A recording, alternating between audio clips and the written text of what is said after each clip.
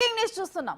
హైదరాబాద్ వనస్థలిపురంలో దారుణం జరిగింది. Software ఇంజనీరుపై gang rape జరిగింది. స్నేహితుడితో కలిసి హోటల్కు వెళ్లిన యువతిపై మద్యం మత్తులో అత్యాచారం చేశారు. తన స్నేహితుడితో పాటు మరొకరు అత్యాచారం చేశారని బాధితురాలు పోలీసులకు ఫిర్యాదు చేసింది.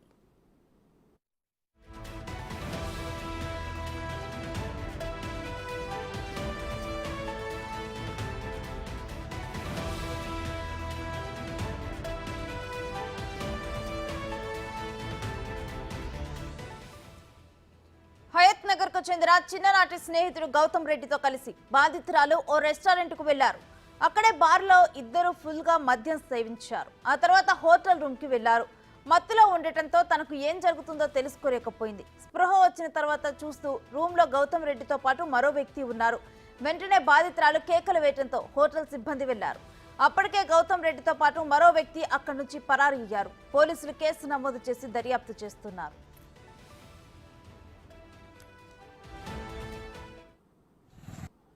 అమ్మాయి ఫ్రెండ్ అని చెప్తా ఉన్నది. సెకండ్ క్లాస్ నుంచి 10th క్లాస్ వరకు కూడా క్లాస్మేట్స్. కామన్గా ఎప్పుడు కూడా మేము ఫోన్లో మాట్లాడుకోవటం కానీ కలిసి ఉండటం అనేది వాళ్ళకు ఉన్నది. తెలిసిన వ్యక్తులే ఇద్దరు కూడా పార్టీ అనే సందర్భంగా వచ్చి ఈ మధ్య మధ్యలో ఇట్లా వాళ్ళు జరిగినది.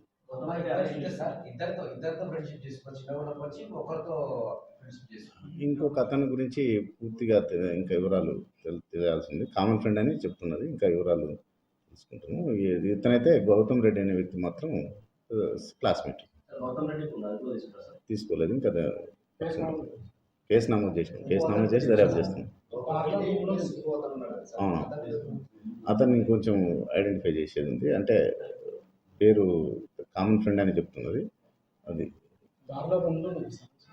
బార్ కింద రూమ్స్ ఉంటాయి. కింద పైన బార్ ఉంటుంది, కింద రూమ్స్ ఉంటాయి. రూమ్స్ కూడా ఉన్నాయి దాంట్లో.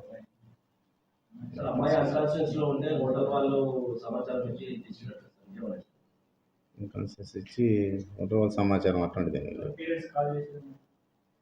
లేదు. తర్వాత ఇట్లా జరిగిందని చెప్పిన తర్వాత వాళ్ళు ఫోన్ చేసి చెప్తే వాళ్ళ ఫ్రెండ్స్ వచ్చి హాస్పిటల్ అడ్మిట్ చేసినారు. తర్వాత ఇక ఇదే అంశానికి సంబంధించిన డీటెయిల్స్ మా ప్రతినిధి రానాని లైవ్ లో అడిగి తెలుసుకుందాం. రానా, ఈ కేసుకు సంబంధించి డీటెయిల్స్ ఏంటి? ఆ యువకులను అదుపులోకి తీసుకున్నారా?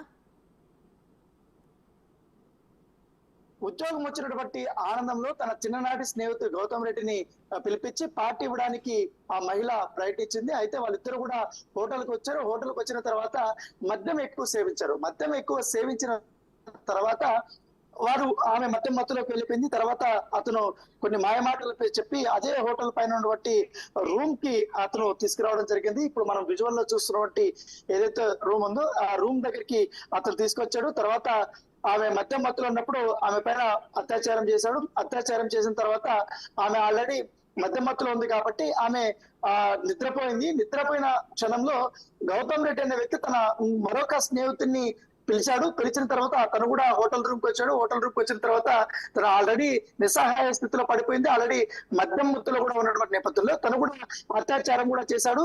ఇలా ఇద్దరు కలిపిన ఉదయం వరకు కూడా అత్యాచారం చేసి ఉదయాన్నే ఆమెకి మత్తు దిగిన తర్వాత లేచి చూసే కొందరికి ఇది చిన్న రూమ్, నేను ఈ రూమ్ లో ఎందుకున్నాను అనేది కూడా ఆమె చూసింది. వెంటనే ఏదో జరిగింది అనేసి కూడా ఆమె కేకలు వేయడము ఇవన్నీ చేయడంతో ఆ పక్కన ఉన్నటువంటి ఈ రూమ్ వాళ్ళు కానీ వీళ్ళందరూ కూడా బయటకు వచ్చి తలుపు తీసే కొందరికి ఆమెకి అప్పటికే ఆ ఇద్దరు యువకులు తలుపు తిరగగానే బయటకి పారిపోయినట్టుగా ప్రత్యక్ష సాక్షులు చెప్తున్నారు. బయటకు పారిపోయిన తర్వాత ఆ మహిళను వెంటనే అడ్రస్ ఏంటని చూసిన తర్వాత పైకి వచ్చిన అప్పుడు ఆమెకు సంబంధించిన ఆధార్ కార్డు అంతా కూడా గౌతమ్ రెడ్డి ఇక్కడ సబ్మిట్ చేశారు. సబ్మిట్ చేసిన తర్వాత ఆధార్ కార్డును యూజ్ చేసుకుని వాళ్ళ ఇంటి నెంబర్ తీసుకొని వెంటనే హోటల్ నిర్వాహకులు వాళ్ళ ఇంటి వాళ్ళకి ఇన్ఫార్మ్ చేశారు. ఇన్ఫార్మ్ చేసిన తర్వాత ఆ పోలీసులు కూడా వచ్చారు. పోలీసులు వచ్చిన తర్వాత ఇక్కడ జరిగిన బట్టి మొత్తం తతంగాన్ని అంతా కూడా రికార్డ్ చేసిన తర్వాత వారి దగ్గర ఇప్పటికే పక్కన ఉన్న వాళ్ళు కానీ ప్రత్యక్ష సాక్షుల యొక్క స్టేట్మెంట్ తీసుకున్న తర్వాత మహిళని వెంటనే వైద్య పరీక్షల కోసం హాస్పిటల్ కి తీసుకెళ్లారు. ప్రస్తుతం అయితే నిందితులు ఇప్పటి వరకు కూడా దొరకలేదు. వారిద్దరు కూడా పరారీలో ఉన్నట్టుగా మనకు సమాచారం ఉంది. గౌతమ్ రెడ్డి చిన్నప్పటి నుంచి కూడా ఈ ఉద్యోగినికి పరిచయం అయినట్టుగా తెలిసింది. బాగా క్లోజ్ గా ఉన్నట్టుగా తెలిసింది. క్లోజ్ గా ఉన్న నేపథ్యంలో నమ్మకంతో పార్టీ ఇవ్వాలన్న ఉద్దేశంతో తను వచ్చినట్టుగా మనకు